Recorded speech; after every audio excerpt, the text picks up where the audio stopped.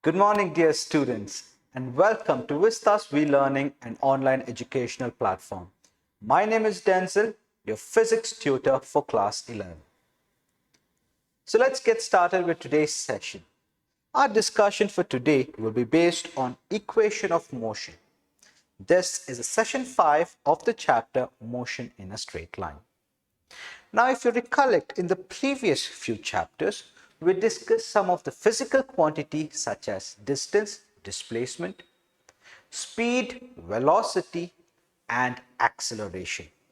We also learned how to represent them on a graph. But this time, we shall see, using all this, we will come up with set of equations that define a motion of an object. So today's learning objective, the things that we are going to discuss is: 1, we will learn the relation, an equation for velocity time relation. All right. 2, we will also notice this relation between position and time. So we will derive that equation for a position and time. And also, third, a relation between position and velocity, we shall derive even this. So the three things that we will derive for today, which is velocity time relation, position time relation, and position velocity relation. Now these concepts, you might have also learned them in the lower standards in your 9th standard in a chapter called the motion. As you notice, that's the same thing that I put there as a motion. So you might have discussed under that about the equation of motion.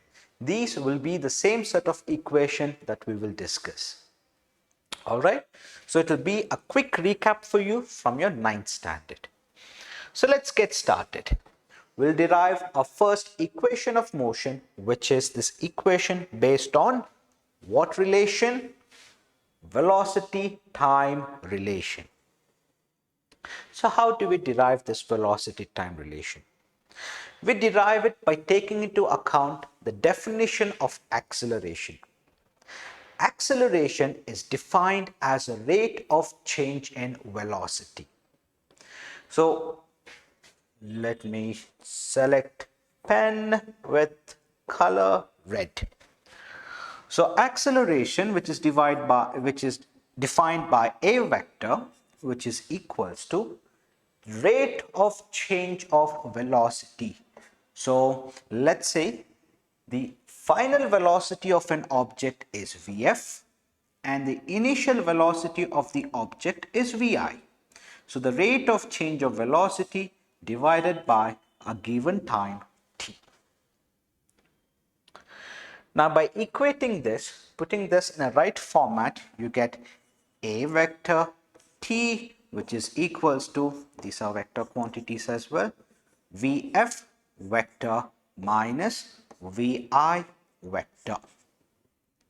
You can transpose the Vi vector to the left hand side and eventually you get Vi vector plus a vector t, which is equals to Vf vector.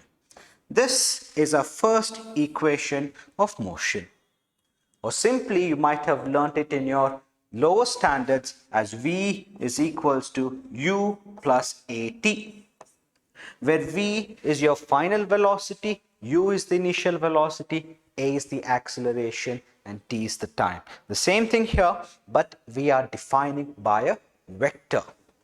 Vf vector, final velocity, Vi vector, initial velocity, A vector, acceleration, T, time, because time is a scalar quantity. Okay, so I'll mention it one more time. Vf vector is final velocity, Vi vector is the initial velocity.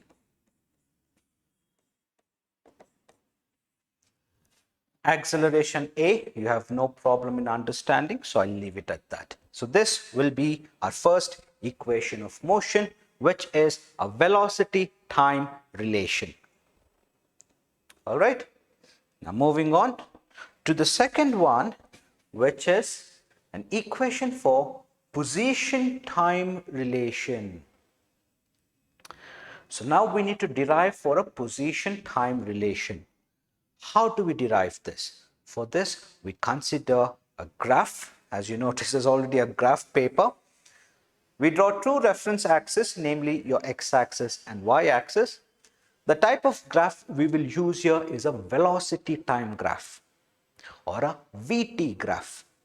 Velocity represented along the y-axis,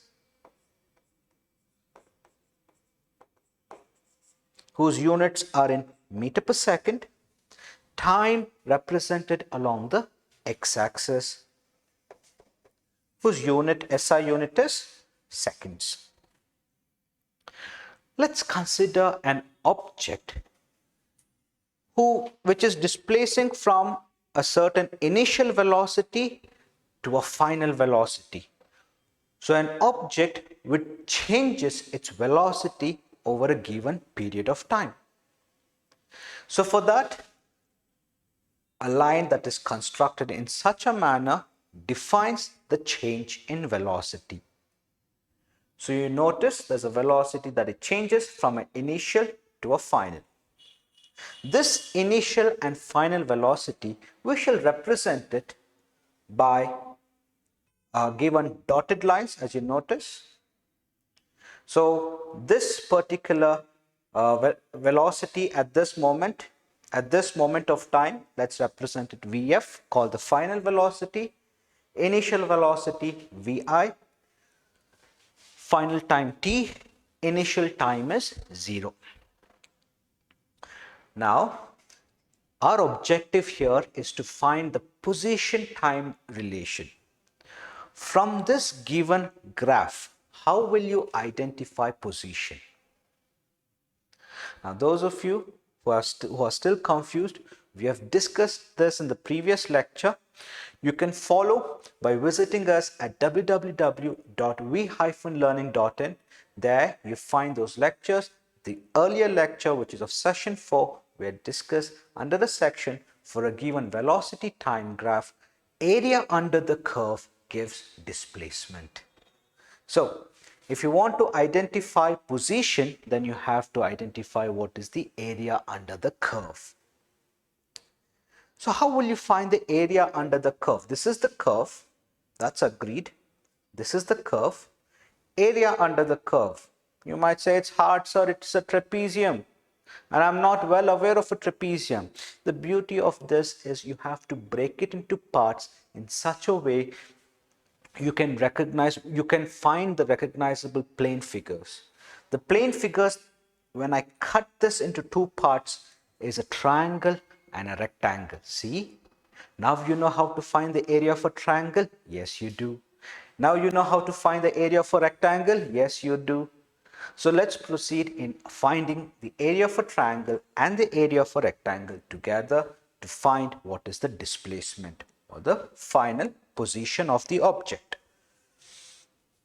Now, first, let me write here displacement.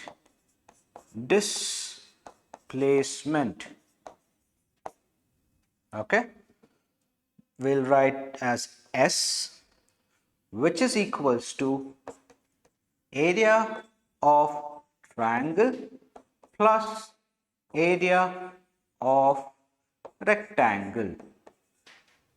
A very simple, easy way of writing triangle and a rectangle, isn't it? So, area for triangle, half times base times height. Half times base. What is the base? 0 to t. So, which means the total base here would be t times height. What is this height? Sir, not given. No, don't say that. It is given. Total height from 0 to this point is Vf. Up to this point is Vi. So what will be the height of this? Think. Let's say a pencil. Okay. whose total height is x, okay, total height is x, up to so much the height is 3 centimeters, what will be the remaining height? Well, remaining height would be x minus 3, isn't it? Total height is x, so much is 3, so the remaining will be x minus 3. Similarly here, total height is Vf, so much is Vi, so the remaining will be Vf minus Vi. So I'll erase this. Erase this, erase. Yeah. Vf minus Vi. Okay. So I'll write that here. Half times base is t, height is Vf minus Vi, plus area of a rectangle. What is this area now? Very easy. Length into breadth. How much is the length? T. How much is the breadth? Vi. So, Vi into T. Okay. Now, from the previous section, notice, I'll go back. From the earlier, we defined Vf minus Vi as what? A vector t, isn't it? Vf minus Vi, we defined it as a vector t. So Vf minus Vi, I substitute as a vector t plus Vi vector t. This is displacement. Obviously, displacement is a vector quantity. So I put that as a vector format. T into t, okay, so there's one more t that's missing. T times t becomes t square, so I've directly written that because Vf minus Vi is at and there's one more t, so t times t is t square. So there you go, this would be the second equation of motion. S vector equals to half a vector times t square plus Vi vector t. Simple. An easy method of finding? Yes. Now, for the last and final equation of motion, which is for position-velocity relation. A position and a velocity. Now, since we do not have time, in the earlier section, the earlier equation, which is S vector, which is equals to Vi vector t plus half a vector t square, I have to remove this t. So how would I remove this t? Well, you can't just put your hand in there and remove. There must be a different method. Well, one thing we have learned is that Vf minus Vi, which is equals to at, correct? So what would be t equals to? T will be equals to Vf minus Vi vector by A. So what would I substitute in place of t?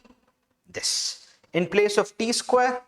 Well, in place of t square, then it would be Vf vector minus Vi vector, the whole square by A square.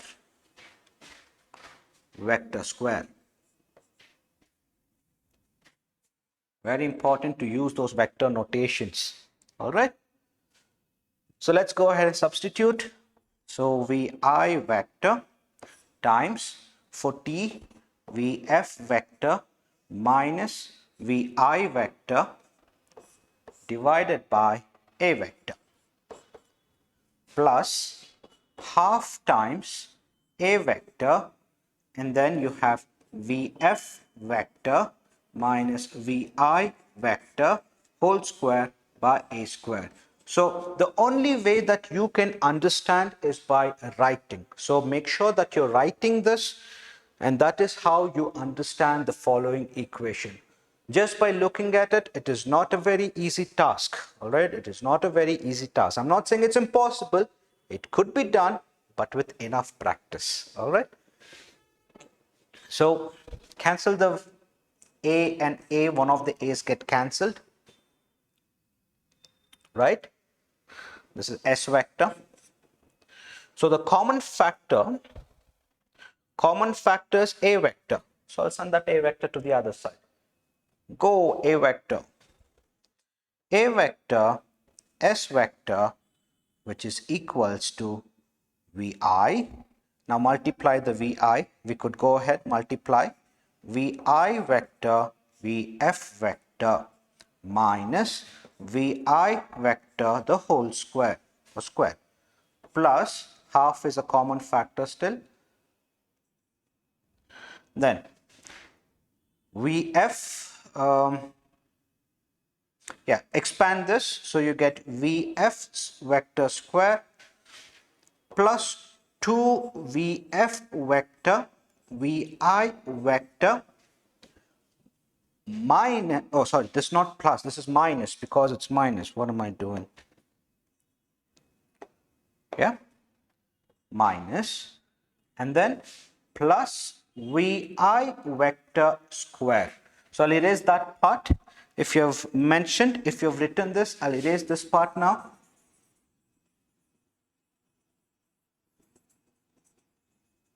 Okay, all right.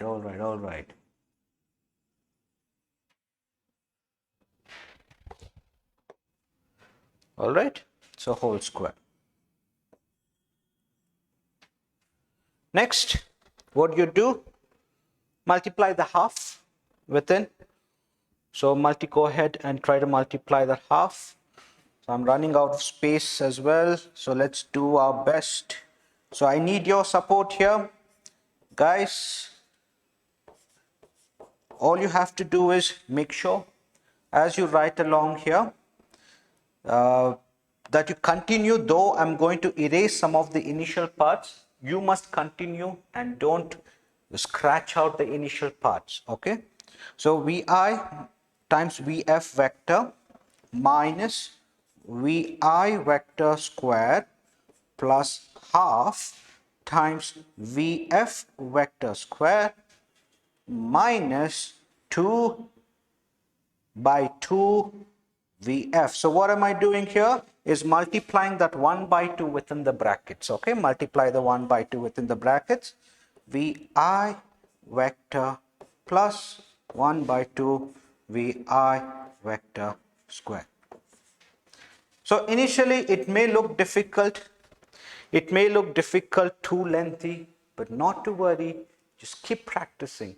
Practice once or twice. Then you get a good picture as to how to solve this problem. All right. So I'll erase this part now.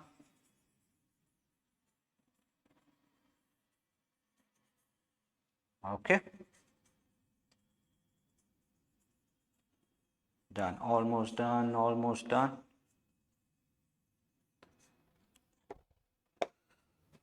Right. So once you've made note of this, now this 2 and 2 cancels. Vi Vf plus Vi Vf minus Vi Vf cancel. Then Vi square, so Vf square, only one Vf square, 1 Vf square minus Vi square plus Vf square. So minus 1 Vi square plus half Vi square. 1 minus 1 plus half. Minus 1 plus half is minus half. Okay. So what you get here is 1 by 2 Vf vector square minus 1 by 2 Vi vector square. And then you get 1 by 2 as a common factor. Vf vector square minus Vi vector square. Lengthy? Yes. This equation is pretty lengthy, but I'm simplifying apart from your textbook, which is given the other way around. But this is the alternative method as to how you can solve an easy substitution, and then you simplify things and you get this. All right. Transpose the 2a vector, s vector.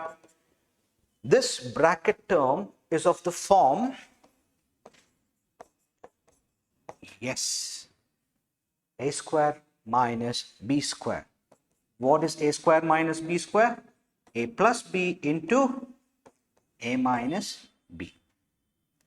So either you can convert it to an a plus b into a minus b form, or just write it as vf square minus vi square. Eventually shift, transpose that vi square here to the left hand side. So you get vi vector vector vector square, which is plus 2as. Not enough space. Not enough space. I'll erase this part now. Okay.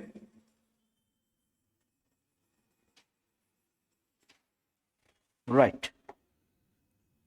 This one as well. Got it? So transpose that vi square here. So you get vi vector square plus 2a vector s vector equals to vf vector square. This is your third equation of motion. 3 different equations of motion which we just derived. So I hope I've made this clear. All right. Question, quick question. Quick question. What's the question? It says, obtain equation of motion for a constant acceleration using the method of calculus. So here it says, obtain all the 3 equations of motion using calculus. Now the previous 3 equations of motion you did not use calculus, but now you need to use calculus. So for this, shall we do it now or the next class? Put them in the comments and we shall have a look at it. Tell me if we have to do this now or in the next class. We'll do one thing. We shall derive this method of calculus in the next class. Until then, everyone, take care. Make sure you visit us at www.we-learning.in to get more details about a class. So I'll see you in the next class. In the next class, don't forget, we will derive the equation of motion using calculus. Bye-bye, everyone.